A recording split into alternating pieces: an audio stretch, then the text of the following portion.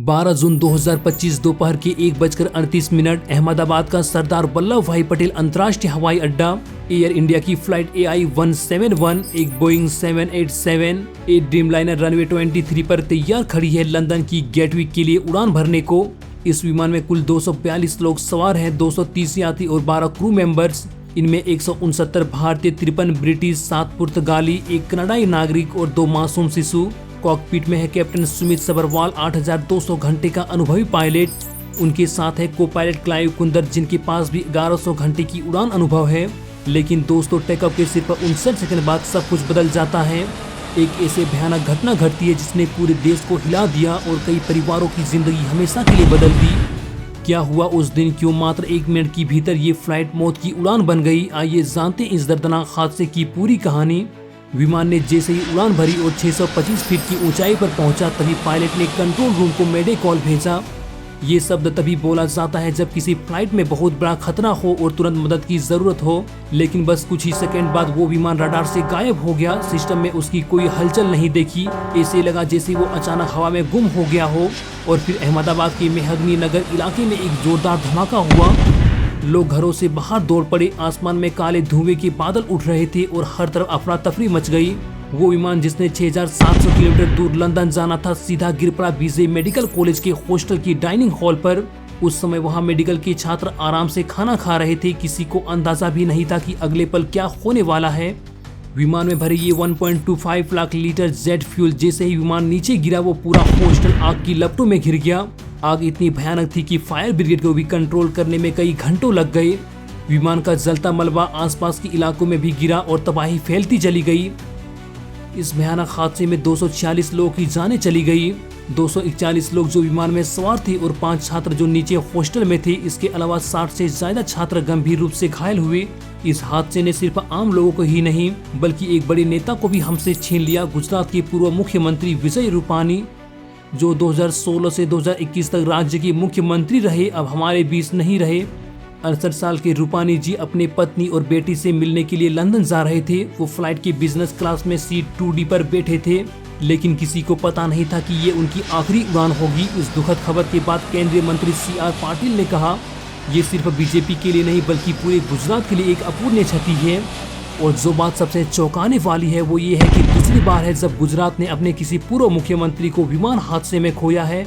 1965 में बलवंत राय महतो, जो उस समय गुजरात के मुख्यमंत्री रह चुके थे, वो भी एक प्लेन क्रैश में अपनी जान गंवा बैठे थे। इतिहास मानो खुद को दोहरा रहा था, लेकिन इस बार दर्द और भी गहरा था। लेकिन दोस्तों, इस भयानक अंधेरे में एक छोटी सी उम्मीद की किरण दिखी। 40 वर्षीय ब्रिटिश भारतीय रमेश विश्व कुमार, जो सीट 11A पर आपातकालीन खिड़की के पास बैठे थे, चमत्कारी रूप से बच गए। उन्होंने बताया, एक जोरदार धमाका हुआ, चारों तरफ लाशें बिखरी थी। डर के मारे मैं भागा और किसी ने मुझे एम्बुलेंस में डाला। उनकी हालत अब स्थिर है, लेकिन उनके भाई अजय, जो उनके साथ सफर कर रहे थे, अभी भी लापता है। रमेश की कहानी हमें दिखाती है कि सबसे बुरी हालत में भी जिंदगी रास्ता ढूंढ लेती है। शुरुआत में मृतकों की संख्या 294 बताई गई थी, लेकिन अब अधिकारियों ने साफ किया कि कुछ नाम को दोबारा गिने गए थे। असल में 246 लोगों की जान इस दर्दनाक घटना में चली गई है। हादसे की असल वजह जानने की कोशिश अब ब्लैक बॉक्स तक पहुंच चुकी है। दोनों black box cockpit voice recorder और फ्लाइट डेटा रिकॉर्डर हॉस्टल की छत से बरामद हुए हैं। इन्हें नई दिल्ली भेजा गया है और NSG की निगरानी में जांच शुरू हो चुकी है। अगले 48 घंटे में ये साफ हो जाएगा कि पायलट ने आखिरी समय में क्या कहा, इंजन की स्थिति कैसी थी और फ्लैप्स सही से काम कर रहे थे या नहीं।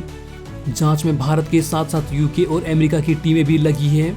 कुल 50 से अधिक एक्सपर्ट हर पहलू की बारीकी से जांच कर रहे हैं। CCTV फुटेज में दिखी कि लैंडिंग गियर नहीं उठा और फ्लैप्स अजीब स्थिति में थे।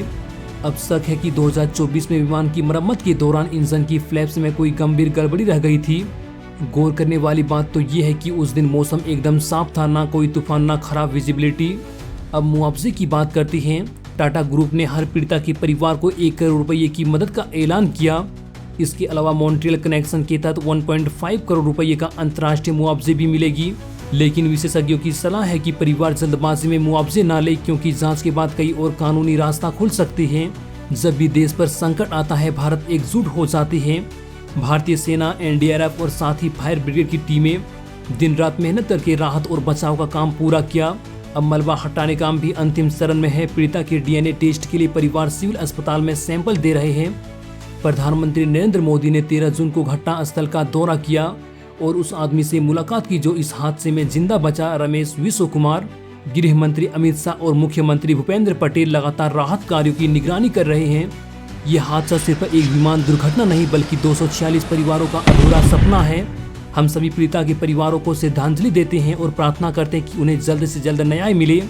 अगर आपको ये जानकारी महत्वपूर्ण लगी हो तो वीडियो को लाइक करें, अपनी राय कमेंट में ज़रूर बताएं और हमारे चैनल MR एनिमेशन हिंदी को सब्सक्राइब करें ताकि हम ऐसे ही गंभीर और सच्चे विषय आप तक पहुंचा सकें। धन्यवाद।